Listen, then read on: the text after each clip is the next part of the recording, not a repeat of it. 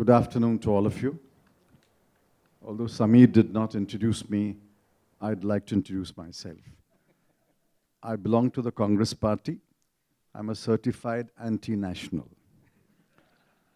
And many of you are in danger of attending a debate on national security, which of course is in civilized India beyond debate.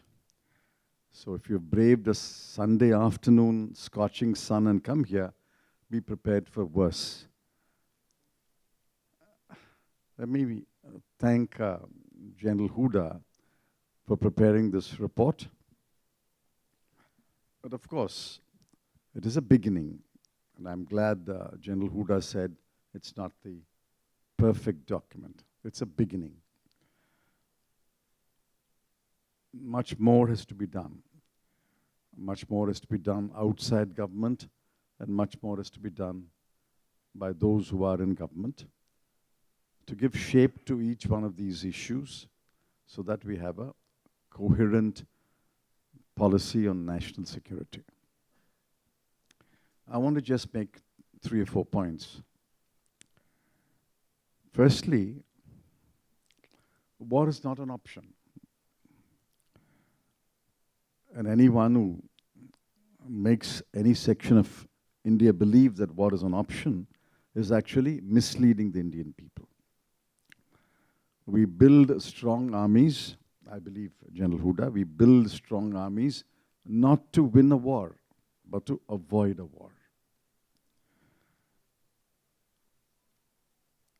I think, therefore, we must strengthen our military capability, not to win a war with anyone, but to avoid a war with anyone.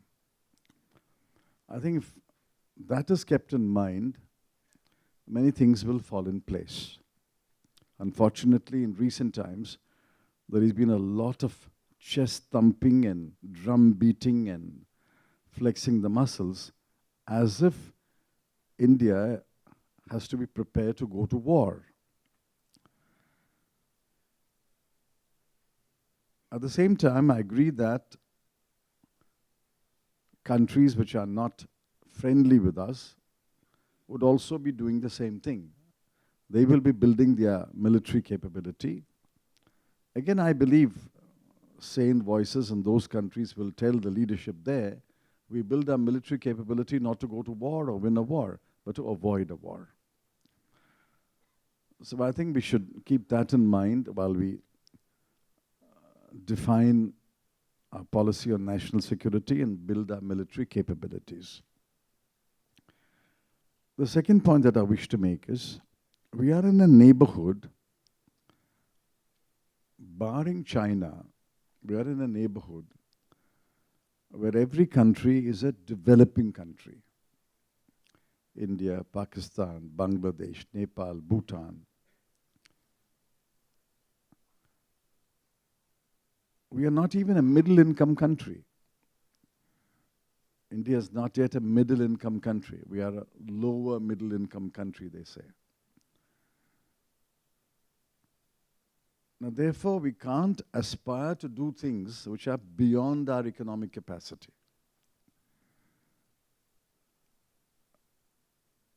When people say that, acquire this, buy that, conquer this frontier, we must also remember that there are definite limits to our economic capacity. And our economic capacity has to be carefully apportioned between defense of India and development of the country and development of the people of India. Anyone who has any doubt about what commands the attention of the vast majority of the people should seize the opportunity of an election and go out and watch an election campaign for 2 weeks. You will realize that matters which are being talked about in Delhi are far, far removed from the radar of the people living in a village there.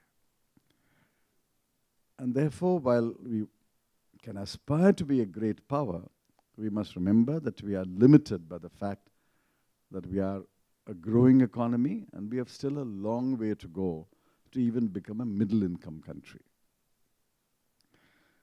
The third point that I wish to make is national security and internal security are not two watertight compartments. Many issues that concern our national security have either consequences in India or many issues that affect our internal law and order have consequences on national security. For example, if we cannot find a political solution to Jammu and Kashmir, it will have consequences for our national security.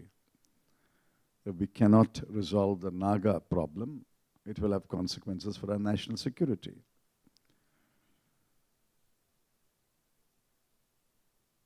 And if the gross violation of human rights in India, the world is not likely to look upon us with benign eyes. So I think we must keep in mind that issues that appear intractable in India and issues that we are grappling with for many years and for which we have not found solutions will have an impact on national security. The last point that I wish to make is that civilian oversight and civilian control of the military is something which cannot be debated. Ultimately, everyone in this country, every institution in this country is answerable to Parliament. And Parliament represents the civilian control of institutions. There's a growing tendency to isolate individual offices and individual institutions and say these are beyond the realm of parliamentary control, which I think is completely wrong. That is the surest way to compromise our parliamentary democracy. I think for various reasons in the past, and this has nothing to do with any particular government, many institutions have been kept out of parliamentary control. But that's completely retrograde thinking. World over in all democracies, every individual, every institution is accountable to somebody. And the ultimate accountability to the people of India, and obviously here people of India can only mean the Parliament. So I think the NSA must be accountable to Parliament, the RBI must be accountable to Parliament, the CNAG must be accountable to Parliament, the Chief of Defence Staff, when that post is created, must be accountable to Parliament. And that parliamentary committee would obviously have to be bipartisan, representing all parties in Parliament in the proportion in which they are in Parliament. I think it's beyond debate in a two-party democracy. In a multi-party democracy, these things become debatable. Things are debated. And therefore, the easy answer is, let's not make it accountable to Parliament. But that's the wrong answer.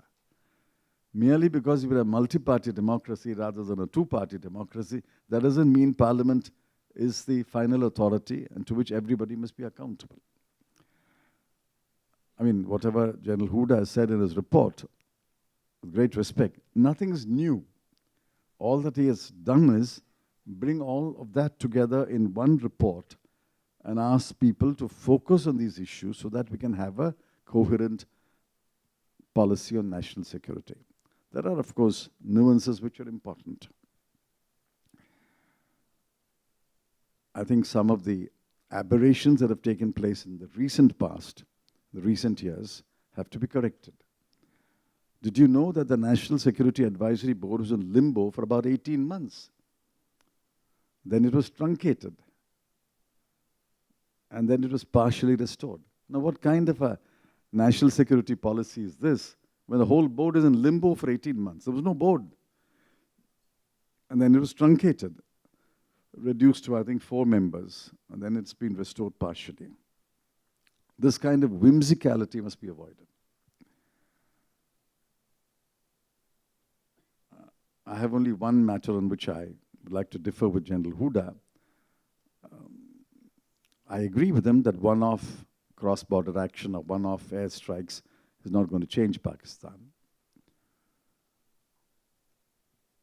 But whatever we do, we have to make Pakistan change its behavior, which means we must also change our behavior to Pakistan. Prime Ministers, successive Prime Ministers have said, and I think Dr. Manmohan Singh put it effectively, we can change our friends, we can't change our neighbors. If Pakistan demonizes India, and in turn India demonizes Pakistan, and this is the narrative in both countries, we will never be friends. We will never put an end to these border disputes, infiltrations, and killings. Somehow we are mesmerized by the phrase strong government, strong leader, muscular policy.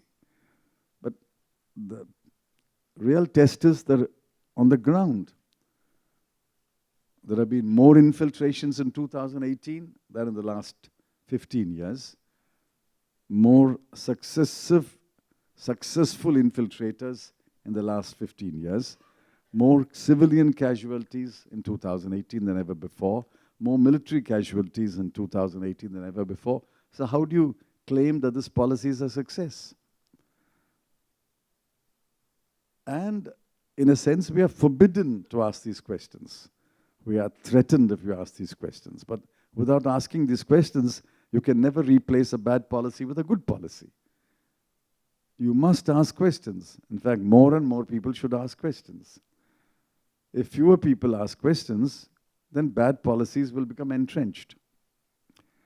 So I think the answer to the biggest external challenge to India, not only in terms of security, but in various ways, is that we must find a way to normalize India-Pakistan relations. I don't think it's unprecedented. Countries which were fighting like Kilkenny cats have reconciled. And there's no reason why one day an Indian Prime Minister and a Pakistan Prime Minister cannot walk into each other's territory and shake hands. I hope it happens one day. But we have to change Pakistan's behavior, for which I respectfully submit. If we want to change Pakistan's behavior to India, we would also have to examine our behavior to Pakistan and change some of that. I'm not saying all that we have done is wrong. I'm not saying that at all. I'm not even saying all that the present government has done is wrong. I don't say that either. But I'm saying, looking into the future, if our children, our grandchildren, I mean, when I was in school, we had the first war with Pakistan. And then here I am 50 years later, and we're still talking about war with Pakistan. So what has improved in the last 50 years? And are we going to leave this like this for the next 50 years and the next 50 years? There has to be some radical thinking, some departure in conventional thinking, by which we can find ways in which India and Pakistan can normalize their relations. I'm not saying we should embrace each other every day, but we normalize relations between India and Pakistan. I think I'll stop here. These are the few comments that I wish to make, but the Congress Party is grateful to General Hooda and his team for putting together this report. And we hope to take the discussion forward. If we are in government, of course, we will take it forward very rapidly. And we hope that we can have a coherent policy on national security in the near future. Thank you. Thank you, Mr. Chidambaram. That was a very interesting segue into the discussion. Thank you, General Hooda, for your presentation. If I may kick off the discussion, Mr. Chidambaram, if I may probe you a little bit on your remarks just now about how do you expect that we should change our behavior to Pakistan, having covered the entire India-Pakistan relations for the last 20 years, 10 of which you were in power. I think you have probably tried pretty much everything that there is to try. We are still where we were many, many years ago. So I'm curious, what do you think? How do you think what are the new behavior that you would like us to adopt, and how do you think we can change Pakistan's behavior? I agree. We may have tried everything and failed. But then going forward, it doesn't mean we don't try again. So you have to try and try and try until we have a breakthrough. I think it's not easy. I mean, the most difficult one is to solve the border issue. I mean, most difficult one is Jammu and Kashmir, because that's the bone of contention. The next one is the border. But the border is, in fact, a fallout of the Jammu and Kashmir issue in the 1947 war. And then, of course, subsequent wars. That's the most difficult one. So let's keep that for the end. But there are other areas where we were near a solution. We were near a solution. What is that area in the... Sir Creek. No. Sir Creek. Sir Creek. I mean, very much out of touch. Sir Creek, I think, was close to a solution. And I think in Sir Creek, we should find a solution to Sir Creek. And we should encourage more people from India to travel to Pakistan, because everyone who's traveled to Pakistan comes back and tells me how friendly the people are. I'm sure anyone who travels from Pakistan to India goes back and tells their people how friendly the Indian people are. So why don't we encourage more people from India to travel to Pakistan and allow more Pakistan people to travel to India? Not only people who require medical attention, but even otherwise, why can't we allow more people to travel? Why do we suspend trade just like that? I mean, I think yesterday or day before, they've suspended all trade. But why do we do that? If there has been any aberration, we'll address that one, but you don't suspend trade. See, it's easy to stop something which is ongoing, but it's not easy to start it again. The stop-start approach is wrong. There's one other issue with Pakistan, which I think, like Sir Creek, which we were more or less close to a solution. Siachen, yes. Well, Nitin is very helpful, thank you. Siachen, I think that is close to a solution. So we must try to resolve issues which are perhaps more easily resolvable than the more difficult ones. This Kartarpur is a good beginning, but again it seems to have been stalled. So why can't we complete that task and make sure that Kartarpur becomes a place for Sikhs to visit? So I think there are ways in which we can make it clear that you please change your behavior or change your attitude towards us, and we also will change our attitude towards you in some matter. These attitudinal changes will happen over a period of time, but we must make an effort. Thank you, Mr. Chidambaram.